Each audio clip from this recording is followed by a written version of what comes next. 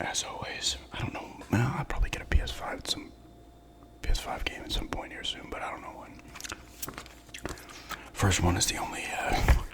I just show this in these videos because I still kept the card, but Spider-Man 2 came with the system.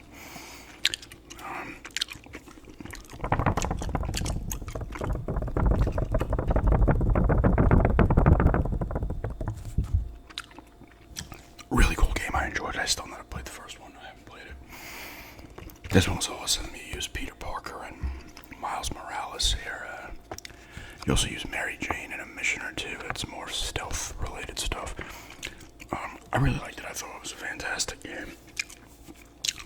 Looked amazing. It was fun to play. Good amount going on. Game world was sizable. It's Manhattan and parts of Queens. I don't know if it's anything else. Maybe this might be an area where you're in the kind of the Bronx at some point. I don't know. It's been a little while. But it was fun. There was a lot to do, but it wasn't like overwhelming. I almost did everything. I got all the little spider bots that when you get them all, it unlocks like this weird dimensional thing. Little cutscene. There was collecting some other shit too.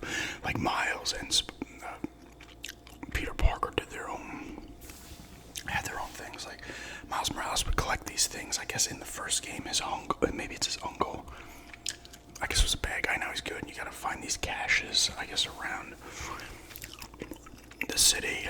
What does Spider-Man find? I forget. There was a lot of crates everywhere throughout the city too. You could find on the rooftops. There was other stuff to collect. I guess I can't remember a lot of it now. You do use spoilers here. There will be spoilers in some of these games. You do use Harry Osborn as Venom at a point. And then I think Spider-Man himself. Does he end up becoming? I can't remember. He does at some point actually become Venom. Yeah, you use him as Venom, duh. But then he becomes like a good... I can't remember a lot of it. Craven the Hunter is like kind of... Yeah, he's the main bad guy until like Harry Osborn becomes Venom himself. He is, and then he saves... That's what happens. He saves Spider-Man. And the symbiote attaches itself to Spider-Man, and then Spider-Man's kind of a dick for a bit. And then he kind of controls it or whatever, so... And then he has... You get different powers when you have the Venom, the symbiote. But Craven's the main bad guy, and he's going after some of the other bad guys, and then he's... Because he wants to, hunt the best prey, and then he wants Spider-Man, whatever. You fight him a couple of times, but the thing I liked at the end, you fight him as Venom, and then you've already beaten him once as... I think you fought him as Spider-Man, and then you might have fought him a couple of times in the game. You gotta smack these... I forget what happens. Oh, God.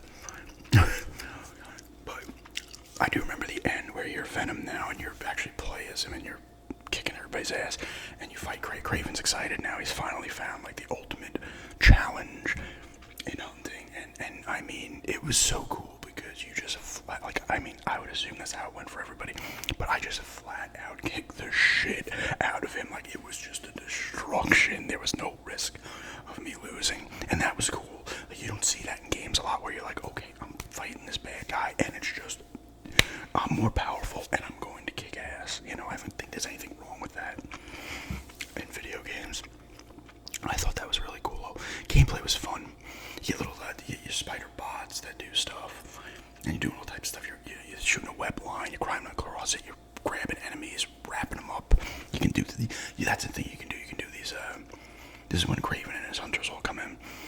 You take out their little base areas they set up, and you gotta knock stuff out. But you gotta do it stealthily, or they'll bring in more people and call the alarm. Typical stuff. That's really fun. You freaking pulling enemies up left and right. There's 10 of them along a line. That was like a close line. The combats from the first fight in the game against Sandman's really cool, actually. There's a lot of cool stuff in there. That's the first thing you do in the beginning of the game. I believe there are side quests as well. There's specific side quests for each person as well. I think Miles did one where a guy is like a jazz musician, I think, or no, somebody's trying to, maybe his mom's friend or something's trying to, or maybe it's his mom or herself, I don't know, is trying to open up like a jazz type museum, I believe. And you gotta find some instruments that get stolen and stuff like that. There are side quests. You do side quests with her friend, with his friend, Miles' friend. So they both have different, quests to do, and I don't know who you use more. I mean, you can switch to them at any point when you're just doing random crap, but there are missions that are specific to both. Like I said, I can't remember a ton of it because it's been a while, and I was, all moving and stuff and playing other games. It kind of knocks it out of your brain, but it was really a really good game. I did do a review on it, but it was really good. The second game here is Siberia, the world before. The great tapping sound.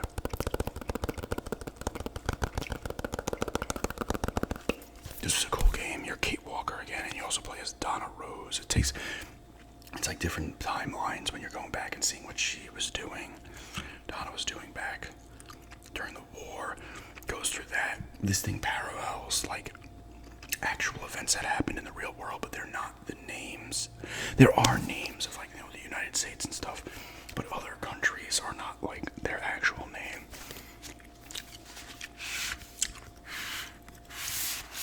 But it was cool. It's a cool kind of point and click type game.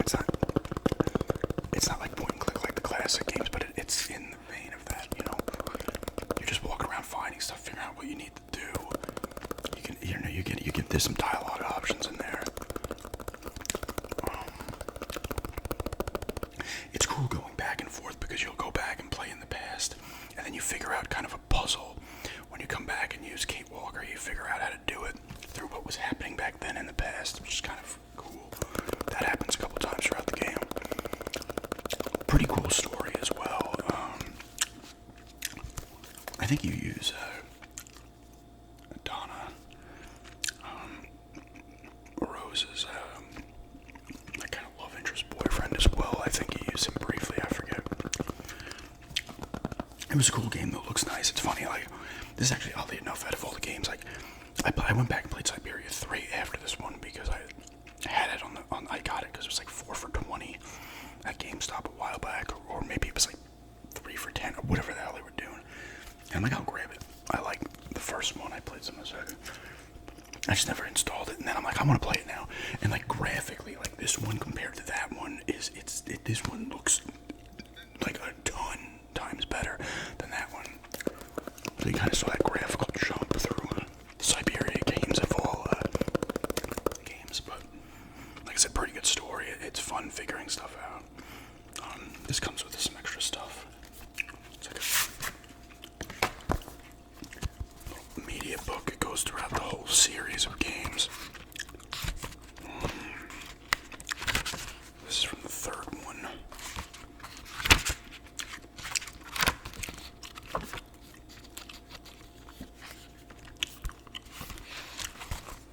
Pretty cool. It's always cool getting stuff.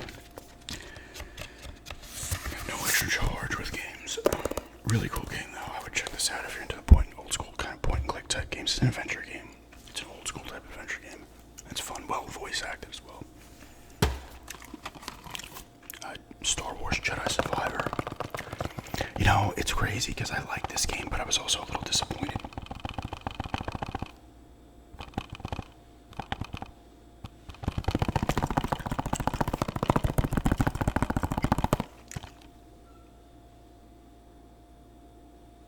I was also a little disappointed in this game because Fallen Order had more worlds to explore. This one didn't have as many.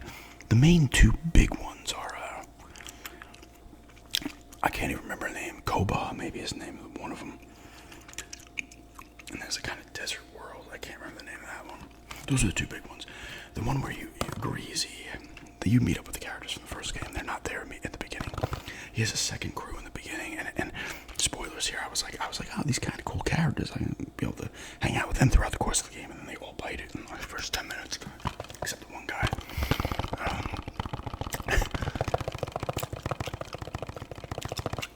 But you're on Coruscant in the beginning. You do some stuff. You can go back to Coruscant, but it's a small area of it. It's not a big area.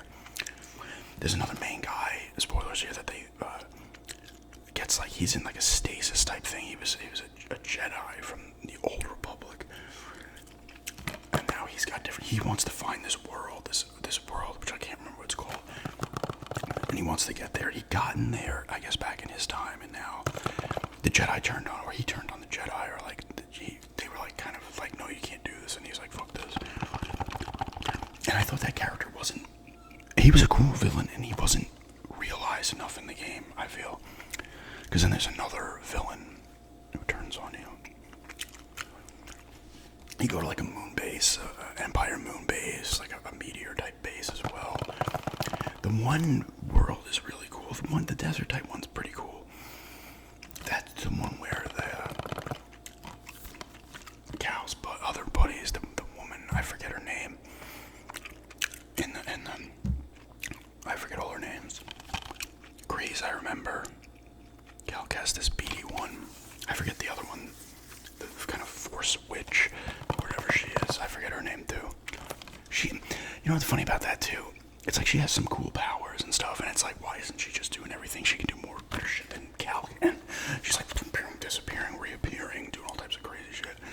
I forget her name too. And I forget the one that kind of is your mentor. I talked about that in a video where you fight Vader as her, and it was pissing me off. And you know, here's another thing I talked about this in another video. Vader is like, that guy's like, the mythology of Darth Vader has become jack shit. It used to be a thing back in the day, and then the more shit they keep pumping out, it just, they keep diminishing him. Like, everybody holds their own against Darth Vader. Like, even when I forget her freaking name, Seer. She the woman who plays her has been in a bunch of games at this point, and I think she was also on Mad TV back in the day. She's been in stuff. She's been around. But you fight her, you fight him as her, and you rough him up a bit. He eventually wins, but he kind of gets lucky. Like, you just miss, or you stab him in a kind of weak, not a weak spot. You just miss really fucking him up. But you kind of handle him, and he kind of almost gets lucky. And it's like, what? If I'm fighting Vader in this game as her, all I should be doing is maybe holding my own, holding him off, but he's just dominating the fight. That's how it should be. It's Vader. Kind of like how the first fight goes with Cal, and he just kicks ass, you know? Everybody's always kicking his ass, though. Like, it's like, you know, the only one that should have been really kicking his ass was Obi-Wan, because he trained him and he knew what he was doing. That's the only one that should have really had his number. Didn't Ahsoka, I don't know how to say her name, I didn't follow that shit. Ahsoka, I'm pronouncing her name wrong. Didn't she rough him up and break his mask too? Like, everybody's roughing him up. Like, I'm telling you, Vader's stock and shit. You might as well want to be one of the weakest at this point.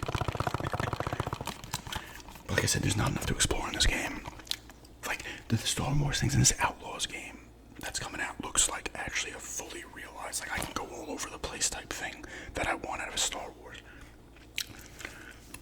Of course, that game, apparently, like, I was watching, I think it was Jeff Gerstmann's thing, and he's like, oh man, that's cool, you're just using like a regular person, kind of a bounty hunter type person, scoundrel type person, not a bounty hunter. He's like, if this person's force sensitive, and someone's like, I think they are, I was like, yep, that's kind of annoying. They'll always make it, because they gotta have the Jedi Force shit in every freaking Star Wars thing. Maybe that won't be the case, but that game does look kind of cool. That's the thing about Star Wars games. You want, like, the Knights of the Republic games, you get to a new planet, you get excited. This one didn't have enough planets. The main last planet that they try to find, you're on this planet for like 10 minutes for the final fight. There's barely anything to explore. The one planet's really cool where Greasy has his cantina, and you're saving people on that planet, and then they end up in the canteen. You got a DJ there, you're doing some side crap and stuff. That was really cool. You got a little garden up top. That was fun. And the other planet didn't have any of that. It was still cool to explore it, but it wasn't, I don't know. It was a cool game, but and all the voice acting's good and stuff. What's his name? Cameron something Monaghan. You know, does well. The Cal Kestis character's a good character, and the combat's fun. It's like I've only played some of Demon Souls, but I've seen videos on all the other Souls games and whatever the other ones are called, but like Bloodborne type stuff. It's like that kind of game, but a lighter version of it. It's not gonna kick your ass. There's a couple fights that will piss you off, but overall, it's not going to kick your ass constantly. And you're getting new powers, and then you could access areas and each thing and stuff. It's cool, but I think Fallen Order's better. Ratchet and Clank Rift Apart. Haven't beaten this one yet. I've played a ton of it. It looks amazing. It's Ratchet and Clank. It has that cool kind of look to it. Looks like almost like a Pixar type movie. So they did make a Ratchet and Clank movie at some point, didn't they? But you're using Ratchet and Rivet in this one. Clank makes this thing for Ratchet so he can find other Lombaxes, and of course, nefarious appears shit happens, and you get sucked into this other thing. And the Rift thing is a thing where it's breaking constantly. You can kind of hit it thing and kind of jump to a different spot in an area real quick and stuff. And then you're hanging out with a new character as Ratchet. I forget the robot's name. And then Rivet's been hanging out with Ratchet. Now they're trying to find each other and everything. It's fun. It's classic Ratchet and Clank. Crazy weapons. You're doing stuff. The combat's fun. It's very well voice acted. Looks amazing. It's just a really cool game. Midnight Suns. I played some of this. This is a card-based strategy, turn-based strategy game. I forget what's going on in the story. Like, something gets released of an ancient bad person. I forget who or what it was. Something like your character took out. You create a character that your character took out in the past. Now you've been awakened to do it again because that character's back. And then it kind of is messed. Like, I fought Venom at one point, and it kind of like, the thing is like, kind of almost using the bad guys or whatever. Iron Man's here, Wolverine, Ghost Rider, Blade. I've used in fights, and some other ones as well. I don't know, actually, no, I haven't used Wolverine yet. I've used Iron Man and Doctor Strange are the two main ones, and then Blade I think I've used. Ghost Rider I've used. I might have used Miss Marvel. Is it Captain Marvel? She was in this one, I forget. It's pretty cool though, and it's cool that you have a home base. You can hang out and do stuff and find little collectibles and shit. I gotta play more of it though. Another one I need to start playing more of it, like a Dragon Infinite Wealth. It's a cool game. You end up in Hawaii in this one after like you're Ichiban again, and you're hanging out with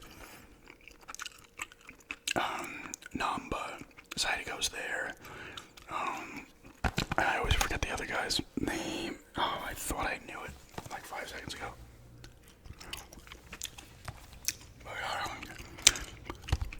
I forget his name, but they're all there and shit goes down. And you have to get to Hawaii to find your mother. And these people mess with you for the wrong reasons. They screw up kind of, and of course your friends are still your friends. They're like, hey man, don't apologize. Ichiban's a really good-hearted person. But the combat's fun as always, and I like the other ones. You're playing with Kiryu, is now it's Kiryu, him. Ichiban is a third guy that I've kind of recruited. That was kind of he was working for the local mobster, but he was reluctant, and then you help him out.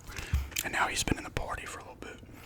But I am in Hawaii now. I know there's a ton of side quests to do and weird, goofy shit because it's Yakuza, which I always appreciate. I need to play more of it though. I was playing some the other night.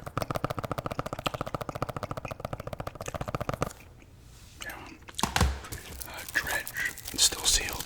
It was $20. It looked kind of like a mystery cool game, kind of Cthulhu type thing in there, I think as well.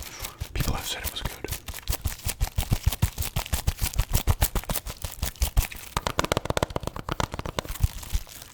But it's still sealed. Death Mark 2, I've been playing a ton of this. I have not gone back to it, but I have played a ton of it, I should say. It's cool. This one adds more gameplay compared to the first Death Mark and NG, the Spirit Hunter Volume 3. You're still, I forget the dude's name, but you play as him again, like you played as him Death Mark. This one's in a school now with all the urban legends. It plays into a lot of that stuff, and I did a gameplay of this one too. The Departed is now the main overarching villain that wants you to be her husband. People, your buddies can die in this one. This is one of your buddies here. One of the students in here. All the people from the first game have popped up as well. They help you out, and some actually hang out with you. And you're searching around doing stuff.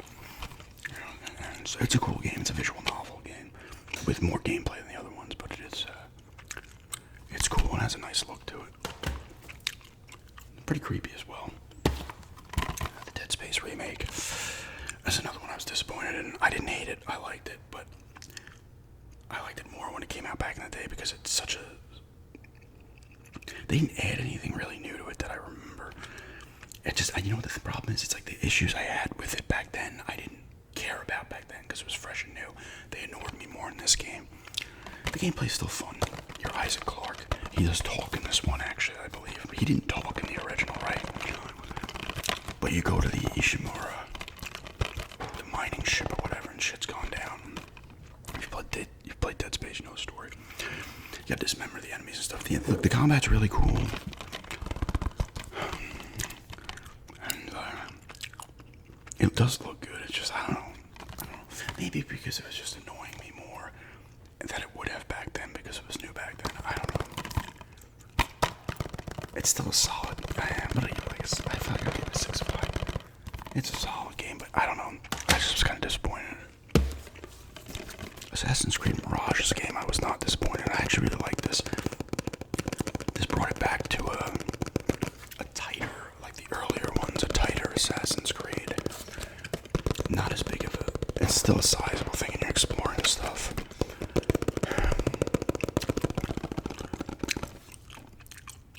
I forget the guy you play as to say it. No. This dude, he's a pretty good character. And then it like, at the end it almost is like, the person you're hanging out with, your friend, ended up being something else. Sorry about the noise. Yeah, I forget the ending, but it was like a weird, back to the, oh look, you were in this thing and something happened. I've lost track of the Assassin's Creed story, so I can't remember. The gameplay was fun though, and it looked really nice. I like the tighter, like the back in the Ezio days in Altair, the tighter one. So I'm surprised I like Black Flag so much, because that one is more open, but at least it felt still confined. Like I thought Odyssey was great, but it was too huge. It didn't feel like an Assassin's Creed game. I really like this one though. Plague Tale Requiem, really cool game. What is it? Amicia and Hugo playing as them again. This woman here, I forget her name, she's along for the ride as another person. And their mother is there as well. Depressing game. And the ending is, you gotta make a decision at the end, and it's a little heartbreaking. The characters are well done. This game graphically looks incredible. This might be one of the best looking games I've seen. I was like hiding from enemies at one point, and all of a sudden I'm looking at the character's hair. I'm like, holy shit, man, it looks real. Gorgeous game. It's a stealth game where you get different upgrades and stuff you can do as Amicia. Hugo controls the rats, so that plays into a part too. You're taking out enemies with rats. And Amicia will go through parts where she's like, do it, kill him, and then other people are like, oh, what are you doing? It's like, no, enough. Oh, your other buddy that you hang out with, Lucas. He'll be like, what are you doing? He's like, stop, dude, they're trying to kill us. Okay, so I'm gonna have the rats eat these people. I'm gonna kill them. I didn't kill all of them, but they have their torches. You knock out a torch, the rats will get them. You have different sling items you can use. Certain ones do different things. Pretty long game as well. There are some collectibles in it. Solid story. It is a depressing game, but it is gorgeous to look at. And sometimes you'll get pissed. It's a little trial and error. When you get to a new area, you gotta figure out who you want to do, how you want to stealth around and hide in the bushes, and then do you want to take this guy out this way or do this that way and stuff like that. But it's a really cool game. Here's a fantastic game, Ghostwire Tokyo. I think I did a gameplay of this. I did a review on this. This is an awesome game. I can't remember your name of your characters anymore, but you're this dude in the beginning, like this fog comes over Tokyo and everybody kind of disappears, and all of a sudden these kind of same thing, urban legend type things are walking around and stuff. All these spirits are everywhere, but another spirit attaches itself to your arm, and that's your powers. It's in first person, and you do this cool stuff. I think you have wind, fire, water, and maybe there's another attack too. You can upgrade the attacks, and you're doing different things, and you're like, and you hit the enemies. You gotta like reveal their core, and then you use the what is it called? Does it say it here? I forget what it has a name, and then you pull out their cores, and then you can upgrade, and you find there's the spirits of all the people who are hanging out, and you gotta save them, bring them to this phone booth, and send them, back to the thing. I guess they all reappear at the end of the game. I forget though. If everybody comes back, but really cool game, cool atmosphere. It looks nice. There's tons of things to find, shrines that you find find that will upgrade some of your abilities: fire, water, wind. I thought there was one more. There's a good variety of enemies. You have the slit-mouthed woman in here with the giant scissors. She's a tougher enemy. You have there's like different groups. There's like school kids. Some are missing heads and other shit. There's cops that look like they're missing stuff. People have these guys with umbrellas and stuff. It's kind of a shield for them. There's kind of flying enemies as well. There's a good amount of enemies. It looks nice. It's fun. Actually, a fun world to explore. And you gotta find these gates too. You gotta cleanse the gates too, and it opens up more of the map.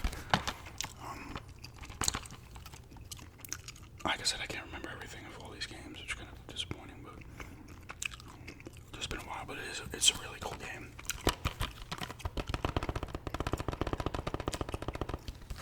And there's a bunch of side quests in this as well to do. It's just a fantastic game. Play it. Forspoken's another game that I played about maybe 8-9 hours of. Another one's kind of disappointing. I mean, I knew the reviews were kind of middle of the road. It's a nice looking game, but the world so far it feels empty compared to some of these other open world games. But the gameplay's pretty fun. You have like this kind of wristlet. You're in the real world at first with your cat. I forget, does it say her name? Frey Holland. And all of a sudden you grab this wristlet and you end up in another world. And that's how you use your powers. The wristlet talks to you and stuff. It's like a spirit or something. But I gotta try to play more of it, but I was kind of disappointed. It was very bland. Like the combat was kind of fun, but the world was so bland. But I should probably play more of it. And the last game here is Final Fantasy VII Rebirth. I did a review on this, I'm pretty sure. Did I do a gameplay on this one too? This game's incredible. This is another game that you'll play and it'll make you fall in love with video games all over again. It's that good. It's obviously the second part of Final Fantasy VII, the remake. Now this one, you're Cloud Strife again. All your buddies are back. Tifa, Barret, Aerith. You do play as, I think you play as Sephiroth very briefly. There's a flashback scene. Big realized world though, tons to do. And doesn't have turn-based combat, obviously. It has the run around kind of combat. Combat works well, you get different spells. The Kate Sith is in this one. Oh, I forget her name. Yuffie? Yuffie's there. Am I missing someone? I feel like I'm missing someone. Oh, you kind of use Zack too, the other soldier as well, but those are kind of like taking place on different parts and so. The final boss fight is cool, the way it's done. You're using everybody, but at different levels and stuff, you kind of get knocked in and use somebody else. It's actually really cool. Combat's fun, it looks great. There's tons to do in this game. Tons to do in this game. Just in the Golden Saucer, there's a ton of stuff to do.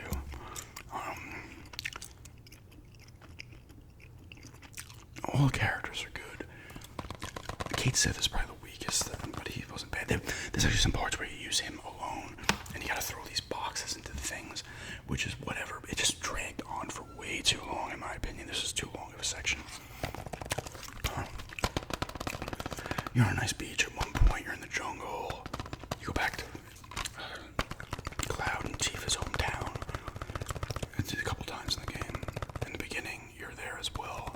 When you're as Cloud with Sephiroth, you're inspecting the one reactor. Just a fantastic looking game, fun to play. It's just a fun game. That's like all I can say about it. It's just a fun game you kind of enjoy. You get your summons again. When you're wailing on people and stuff, you'll hit a summons at that point and they come down, they'll fight for a bit. You get your action points in this one where you can do certain things. You use an item, you can attack normally, but if you want to use an item or magic, you gotta let your points go up. And they keep going up, obviously, after you use it. You dodge and you're blocking. What's his name's back again? The kid. I think he's like a synthoid or some shit. I can't remember his name. And the female version of him is there too. Like, I guess he made another version. They're like bickering at each other. I forget his name. But they alluded to more of something going on with him that I think will happen in the next one. Once again, this one has that annoying boss fight. Is it Rufus Shinra? That's the kid's name, right? You fought him in the first one, and it was pain in the ass. This one's even more annoying because you fight him. There's like a tiered fight. You fight two of the Turks, and you don't get your fucking health back when you fight him. Okay, so you go into this fight, or you immediately gotta heal yourself. He'll block almost everything, so I was using this wind type of thing when you jump around his cloud, because it's a one-on-one fight, and you're chucking the wind thing at him. That's how I was knocking him down. I finally figured it out, but it was pissing me off so bad. I was losing my shit. It's bad. But it didn't, ruin my overall enjoyment of it, because it was such a, once you get past it, I go back to regular shit. It's an incredible game, though. Play this if you haven't. It's just that good. Like I said, it's like a Mass Effect 2 for me, where all of a sudden, even though I love games, it's like I play a certain